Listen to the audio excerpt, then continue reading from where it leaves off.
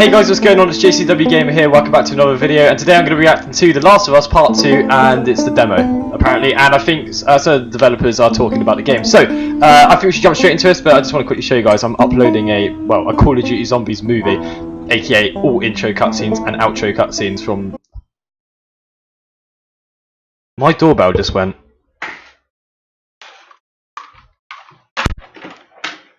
Okay, I don't know how many times my doorbell went, but it was for a parcel because I had to take one in because the guy wasn't in his house. So, anywho, what I was trying to say was, yeah, all intro cutscenes and outro cutscenes is pretty much from Black Ops 1, Black Ops 2, Black Ops 3, Black Ops 4, and World at War, aka that Nachstone Toten intro cutscene, which is like 30 seconds, irrelevant, kind of, is all being uploaded on my channel, so you guys can watch the whole of the storyline. Anyway, let's react to it. I can't wait. Let's do it. Let's do it. I literally, Last of Us 2. I can't wait to make a playthrough on my channel. It's gonna be like immense. And I'm probably gonna do a marathon of the first game in January, just before The Last of Us 2 comes out.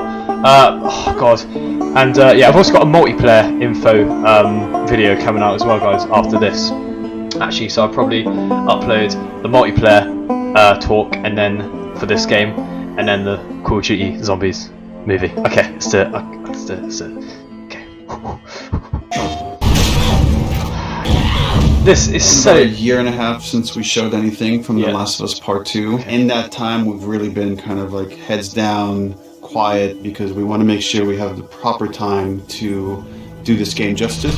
Yeah, this game has been quiet for so long. I've known a game to be quiet for so long. It's definitely our most ambitious in scope game that we've ever made. We really wanted to wait until we had something awesome and new and exciting to talk about, yeah, because we're so mysterious. You can tell it's going to be a great game. A way for us to communicate with the fans about The Last of Us. It was like the day the outbreak happened in the fictional world of The Last of Us. And once we had this opportunity to line everything up for Outbreak Day, or in this case kind of an Outbreak Week, we decided to put out a story trailer with the date of when the game's coming out, and then show the press actual gameplay, let them get hands-on with the game.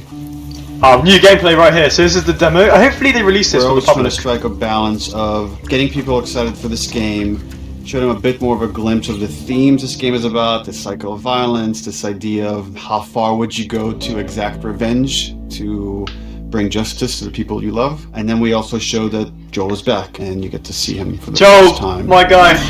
I can't wait.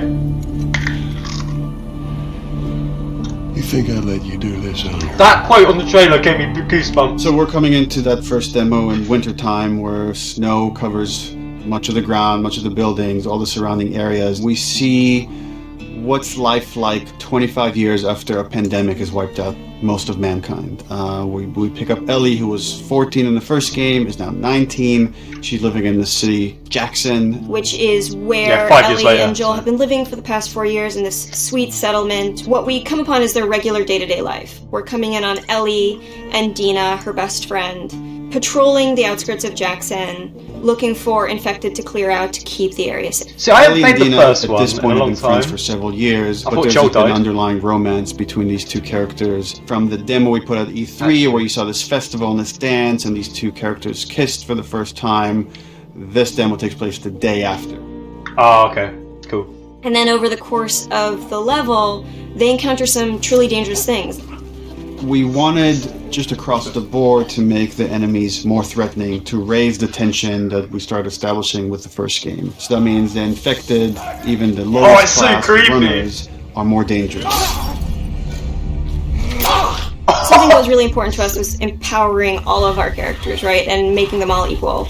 Ellie, as we saw in the first game, is incredibly capable, but she can't get infected. Needs to be capable to survive, and we wanted to empower everybody. And the way that reflects... So I just want to quickly say that it's kind of interesting because, you know, like when you fail like a quick time event as Joel in the first game, all you do is get bit and then you die. Now, interestingly enough, Ellie's immune from the virus, right? So if surely they're going to have to come up with something different. Like, if you don't mash square enough, something more happens than just getting bit, because we know Ellie's immune. So if she just gets bit and that's a game over, then that's kind of, you know, because, you know, Ellie's immune, unless you're just meant to assume that the whole zombie just eats you. But then, I mean, if you're with a teammate like Ellie's girlfriend, then, you know, which I think everyone assumes that she's dead because of the trailer. But you know, if you're with another character like Joel, for example, and you get bit as Ellie, then surely it's ridiculous that it's a game over because, you know, Joel could have saved, couldn't just, you know, help you after you've been bit. Wouldn't matter because Ellie's immune. But it's understandable in the first game because Joel can be infected. So maybe they're going to make some more, you know, violent death scenes where they completely tear you apart. Or you just get bit and you're meant to assume that you die, even though it wouldn't matter too much. All you do is get bit. It'd be okay because Ellie's been bit before, and she's immune to the, you know, the toxic gas and stuff. So she's immune to everything. So I mean, yeah, she might get hurt, but she won't die in this game because she is our protagonist. I love female protagonists. You can tell it's like Clementine from The Walking Dead. I just loved the whole series, and I think it's more interesting as well, like because of how badass Ellie is. She can get out of like almost any situation, just like Clementine. But let's continue with this. In combat is Dina is way more effective. So when we have Dina going out, well, she may see Dina, that's the girlfriend the name. less hardened character. She knows how to use a gun. She knows how to stealth. Maybe she knows how to kill a clicker as well as Ellie. No! What if you have to use the don't... When we were looking what just how just happened? What if you have to use the don't move mechanic, like, you know, on Until Dawn, because it's only on PlayStation 4 this game, right? So maybe you have to, like, not move. I'm joking, you probably won't have to, but that'd be sick if they did that. Because it's was to one of the things that jumped out as you know, being PlayStation an avenue controllers that was really worth exploring was traversal. Ellie is so much more agile, kind of more athletic, that it seemed like we should really pursue this whole avenue of gameplay. Introducing like a real jump, like a real arcing jump, has allowed us to make for much more interesting puzzles, more interesting vertical environments, and can frequently integrate well into combat setups as well. She's able to move quickly in a lot of different ways. She can dodge attacks. She can squeeze through, we call them squeeze-throughs. Oh, it looks like I could fit through that. Oh, I can fit through that. That's cool. And that has been such a great integration into the protagonist joke. Like, you're fleeing an enemy, you're trying to get a flank, you're in stealth, and you just kind of like scooch into a room or behind an object. If you've got a puzzle, you've got to find a squeeze through. It's going to be so hard to find because I'm blind. Like, they're frequently the difference between life and death. They're with you for the entire game. A lot of the gameplay choices that you make are based on how you use them, how you evolve them over time through your upgrades. Yeah, that was like the first one. I really wanted to give an opportunity to look at them up close, to interact with them physically. And so the workbench seemed like the ideal place to do that.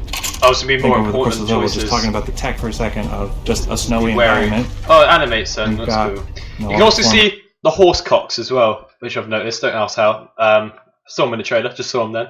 And also, yeah, you got to be important of what you do with your like guns and ammo, because I'm at a point on the first game, yeah, well, I keep respawning and I have no ammo because of my previous choices of, you know, spending my screws and stuff. I think that's the currency in the game for making weapons. So yeah, it's kind of stupid that because I'm screwed. All I have my fists, so I'm gonna have to find ammo, and it's gonna be hard to continue. That's because I've already played the game once, but I'm doing it again. I've literally ran out of ammo, and I think I'm on hard mode as well. That would make sense, but you know, I can't hard mode on this. This game looks really difficult by the looks of it, but I can't wait. I mean, snow stuff you'd expect.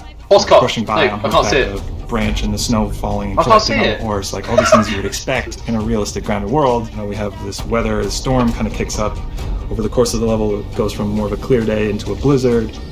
It's all just to build this tension. Red Dead a little bit. You know, the mess that they got themselves into. Can they make it safely out? The look of it, I mean, obviously completely different Eventually, timelines. they end up in this old abandoned library, and it's in this moment where Dina really pokes and wants to get the ball rolling on this flirtation, wants to bring down Ellie's walls. And they kind of reveal to each other how much they like each other. You're infuriating. Spoilers! Have you met you? Mine's your Clementine and Violet's relationship. Second demo relationship. that the press played, that's like much later in this story where Ellie started going down this road of revenge. She finds herself in Seattle, pitted against this group that controls the city. Called the WLF. They're kind of a little bit like a militia that has taken over the town, and they have a very zero tolerance remember the trailer, dog policy charged Ellie. on people who are not from Seattle, kind of intruding on their space.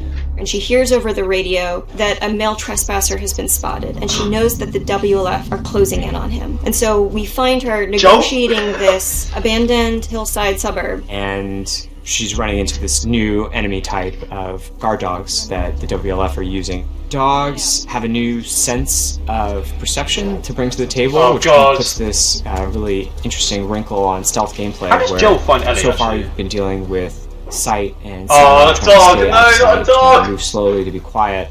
But now with enemy dogs, you have to worry about them picking up your scent trail. If you go into listen mode, you can see, we have a visualization of that scent, so you can see like when the dog is sniffing you and where it's going. You can throw bottles to distract the dog off of your scent, and it just adds this extra tension. No, I hate that so Second part of much! the demo, even though you're fighting mostly human enemies, we're introducing one of our new infected classes, the Forgot about the Shambler. zombies then. And the Shambler is kind of a lumbering, tankier enemy that can take a lot of punishment. They'll kind of chase you down and try to get towards you and then burst and leave behind one of these lingering, corrosive clouds. In the demo, we have this mini boss fight, and that class happens to be a stalker. It's a class between runners and clickers. God. It's a class that can hide and run away, and we wanted to do a lot more with them in this game. And because we have this evade mechanic, you can kind of go toe-to-toe with someone, and we can have these boss fights that we the weren't bloaters able look to have mad. before. So you guys can go back and forth and exchange combos and evade each other and slam each other so onto good. like desks, and we can now render all these physics objects, and it's all done in service of just grounding you more in this world, making you more immersed in this fight and feel like Ellie's barely surviving by the edge of her abilities. Always manages it though. So for The Last of Us 2, we've kind of almost completely overhauled the player upgrade system. For the first time in the game, you're able to learn entirely new crafting recipes just via the upgrade system.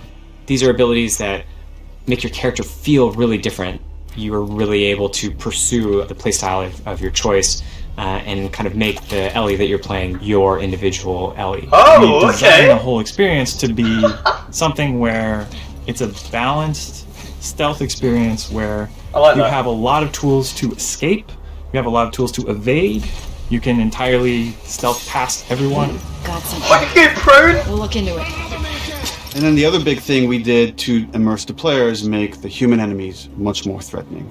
They communicate a lot more between each other. Their AI is much more sophisticated. Yeah. We rewrote most of the I tell you what, the AIs better not be like really like stupid in this game. For example, in Spider-Man, where like shoot a web on the floor and they're like, "Ah, who's there?" And then they see you, but then they lose you after like 2 seconds. It's like you can just look up, but the NPCs in this game, hopefully the dialogue actually like it's less stupid, you know, because this game does look realistic, and I hope the dialogue for the NPCs like are like amazing to go with the realism for this game. Because I mean, some of the dialogue stuff, like I remember in Spider-Man, they're talking about, "Oh, I could really use a coffee right now." I hope like the dialogue, like they talk about the story a lot.